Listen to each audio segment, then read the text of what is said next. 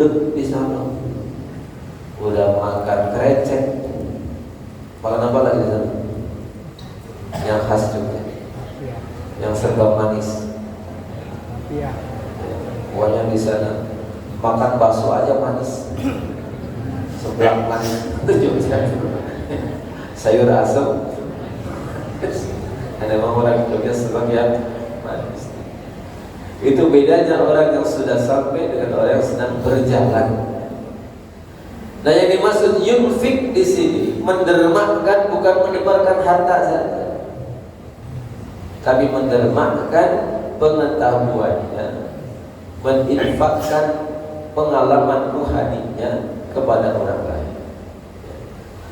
Maka syarahnya begini: wal wasiluna ilallah, orang yang sudah sampai kepada Allah Subhanahu wa taala, lama kharaju min siddir ru'yatil aqyan, yakni orang yang telah keluar dari penjara pandangannya yang sempit. Itu orang yang sudah wusul. Orang yang sudah wusul itu orang yang sudah keluar dari penjara pandangannya yang sempit. Agyar itu pandangan selain Allah, pandangannya hanya seputar jasa fisik, pandangannya hanya seputar apa yang nampak dalam mata zahirnya. Itu agyar. Ila qadhi tauhid, menuju cakrawalanya tauhid, keluasannya tauhid. Wa kamali ihtisan, dan sempurnanya kecerdasan ruhani. Ada saat kemudian dia mendapatkan keluasan, nafasatul nadharahu, yakni jarak pandangnya telah luas. Wa anfaqu, maka karena luasnya dia pandangan dan sempurnanya pemikiran, maka dia dapat mendermakan, menginfakkan sa'atihim, keluasannya yang dia telah dapatkan. Wa tasrafu, dan menggunakan kekayaannya itu fi ahwalihim, kemudian dalam ahwal-ahwal keadaan qalbunya, kaifa haliku sya'a, sesuai dengan apa yang dikehendaki. Jadi orang yang usul itu orang yang setelah sampai kepada Allah itu orang yang telah lepas dari penjara pemikirannya kepada penjara yang sangat luas. Karena orang seperti kita yang berusul itu pandangannya sempit, apa yang nampak di mata kita saja, apa yang terhaba oleh perasaan kita saja, tapi tidak mampu memandang jauh, melampaui daripada pemikirannya. Tapi orang-orang yang usul itu sudah mampu menjangkau dimensi-dimensi yang lain. Kayak kemarin Imam Al-Junaid itu kalau sholat sudah mampu memandang aras, sudah sampai ruhnya memandang surga, sudah mampu memandang neraka, sudah mampu melihat keadaan mahsyar. Karena as-salatu mi'rajul mu'min, karena sholat itu adalah mi'raj, menghadap kepada Allah Subhanahu wa ta'ala. Kita belum sampai, maka kita masih terpenjara oleh jasad dia kita, terbanjar oleh fisik kita, kebendaan kita. Belum sampai pandangan kita sejauh orang-orang telah wusul. Dan makanya karena kelapangan pandangan dia, jauhnya jarak pandangan dia, kemudian banyaknya pengalaman-pengalaman batin yang telah dia dapatkan, bisa berbagi kepada sama. Yunfik bahasa. Jadi yunfik itu, berderma itu bukan cuma dengan duit. Jadi berderma itu dengan pengetahuan.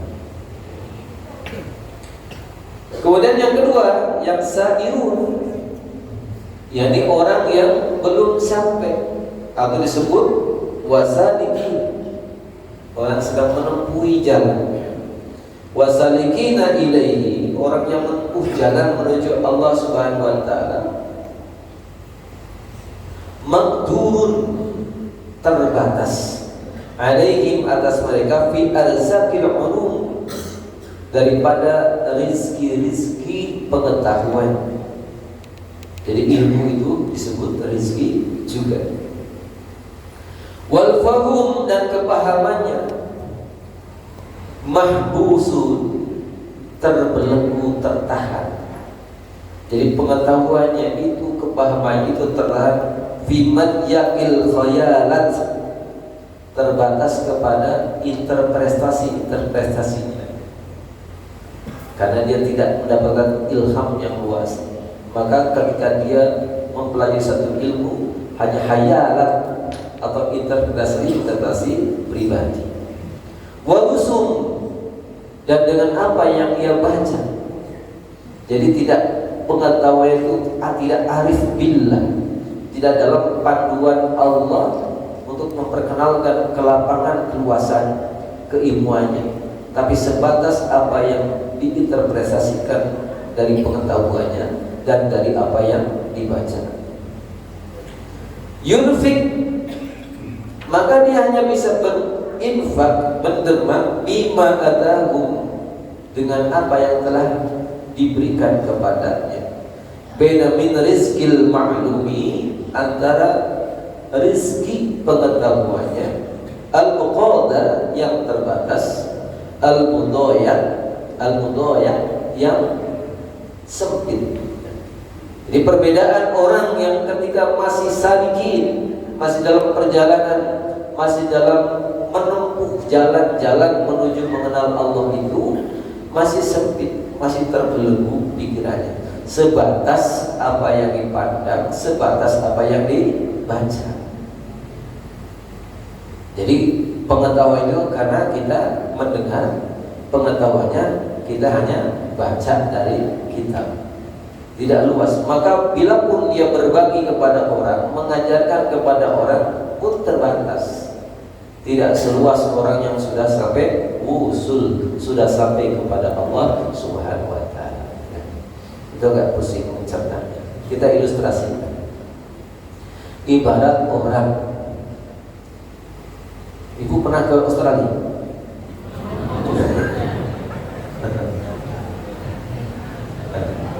Ada orang sudah ke Australia, dan ada orang yang tahu tentang Australia tapi dari baca. Australia itu adalah bagian dekat Indonesia, di bagian selatan Indonesia. Pengetahuannya, Australia adalah merupakan nama benua di antara 5 benua. Australia itu luasnya sekian, dan suku asli Australia adalah Aborigin. Kemudian ibu kota Australia adalah Canberra dan seterusnya. Kemudian dia guru geografi, menerangkan, tapi pengetahuannya dari baca. Beda gak dengan orang menerangkan tapi pernah tinggal di Australia, pernah bergaul dengan orang Australia, ngomongnya bahasa Australia, udah makan makanan Australia, dan tahu suasana keadaan Australia. Beda gak cara menerangkannya? Beda, karena dia udah gak jauh-jauh dan ngomongin poligami.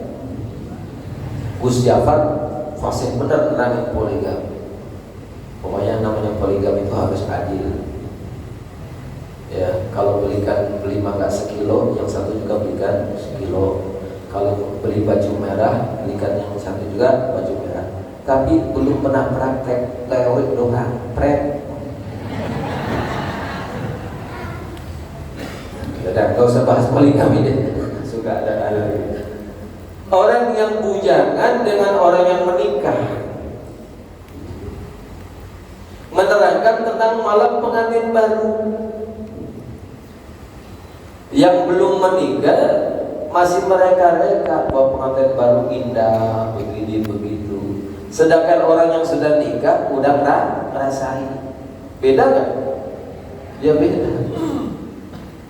Orang masih pacaran, orang yang sudah rumah tangga. Meskipun panggilannya udah kayak orang sudah menikah. Kan sekarang orang pacaran udah panggil mama papa.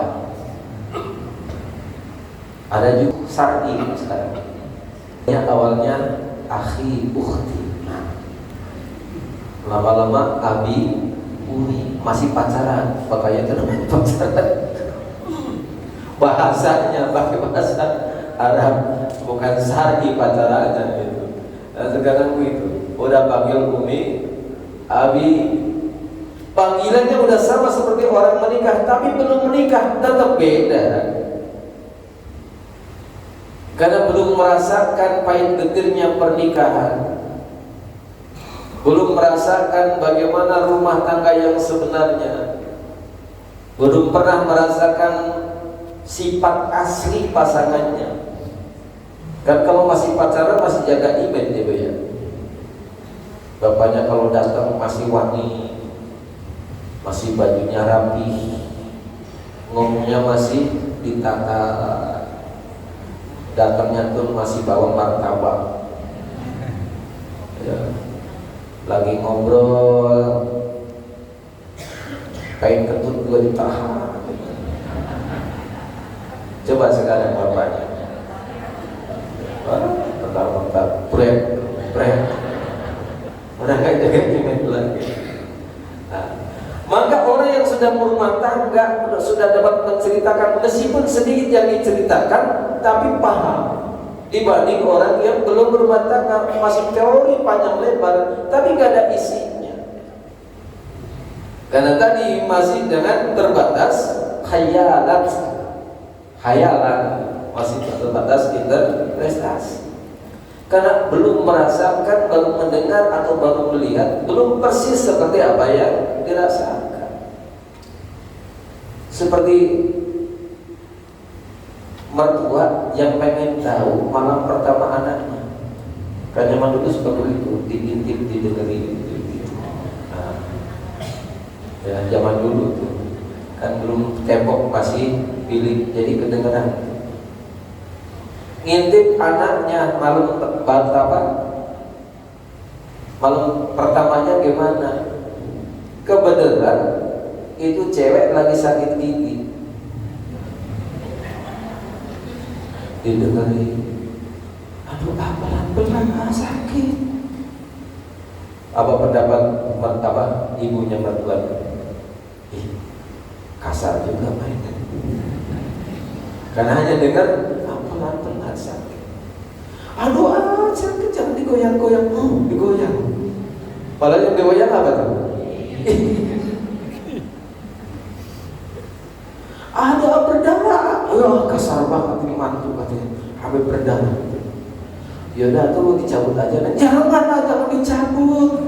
Jangan cabut sekarang, besok aja. Sobek. Padahal dicabut apa maksudnya?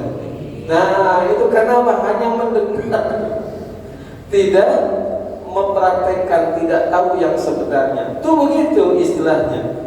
Ilustrasinya, orang yang sudah sampai kepada Allah dengan orang yang masih dalam perjalanan menuju Allah, beda. Emang kita harus sampai? Ya sampai gak sampai pasti akan sampai, Pak. Cuma ada yang sampai sebelum saatnya kita pulang, ada yang mau sampai tapi udah mau pulang. Coba baca dalam surat Al-Baqarah. Falawla idza balagatil hulqum wa antum hina idin tanzurun wa nahnu aqrabu ilayhi minkum walakin la tubsirun. Benar enggak Ustaz bacaan? Falawla idza balagatil hulqum, ketika nyawa sudah sampai tenggorokan. Wa antum hina idin tanzurun, maka kalian akan mengetahui. Jadi saat itu, saat nazak itu dibuka ma'rifat, nampak semuanya. Wa nahnu aqrabu ilaihi minkum, dan ternyata semuanya dekat. Barzakh dekat, mahsyar dekat, surga dekat, neraka dekat, dan ternyata Allah itu amat dekat. Hina idzin tanzurun, saat itu diketahui, itu namanya ma'rifat. Nahnu aqrabu ilaihi minkum walakin la tubsirun, yang sebelumnya kalian tidak bisa melihat. Jadi nanti dibuka tubuh saat kita nazak, saat kita sedang sakaratul maut, dibuka tabir. Sekarang ini kita nggak bisa melihat barzakh, nggak bisa melihat masyhad akhirat, nggak bisa melihat karena masih dihijab oleh apa? Oleh nafsu kita, oleh jasad dia kita. Karena kita masih cenderung, saya juga, mengikuti keinginan nafsu daripada keinginan hati kita. Maka nafsu itu adalah hijab, makanya nggak bisa memandang, nggak bisa kenal, nggak bisa arif billah karena terhijab itu. Padahal begitu najak, ketika mau sakaratul maut, nampak semua itu. Nah, kita belajar tasawuf ini untuk pengen mengenal yang namanya arif itu, pengetahuan itu bukan nanti setelah mau mati, tapi sedari sekarang kita belajar pengen hijab itu dibuka oleh Allah biar kita arif billah sebelum sampai ajal. Karena kalau sudah sampai ajal kita udah gak bisa ngapa-ngapain. Kenapa kita tidak bisa merasakan lezatnya sholat, tidak bisa